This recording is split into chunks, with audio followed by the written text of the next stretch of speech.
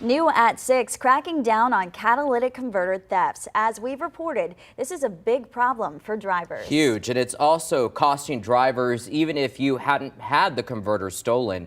And this means you could see higher insurance rates.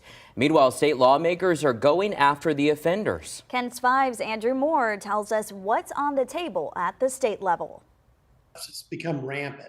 The value of the materials in the converter is so high that people are finding their catalytic converters stolen at home, at work, office. Senator Paul Betancourt says catalytic converter thefts have become big business for criminals. The National Insurance Crime Bureau says a thief can get up to $250 at a recycling plant, and that's enough for organized crime rings to get involved. It's gotten not just to where these thefts are happening all the time.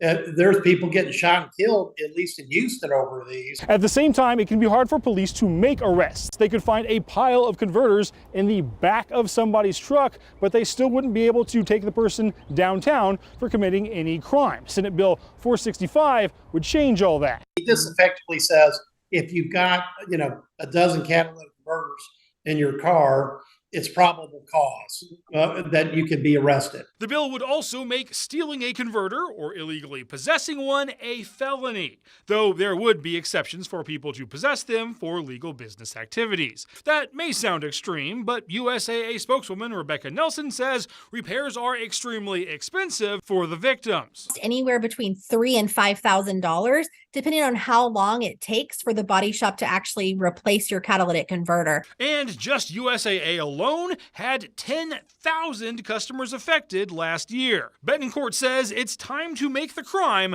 no longer worth it. I think this needs to send a message to these gangs to get out of this business. Andrew Moore, KENS 5.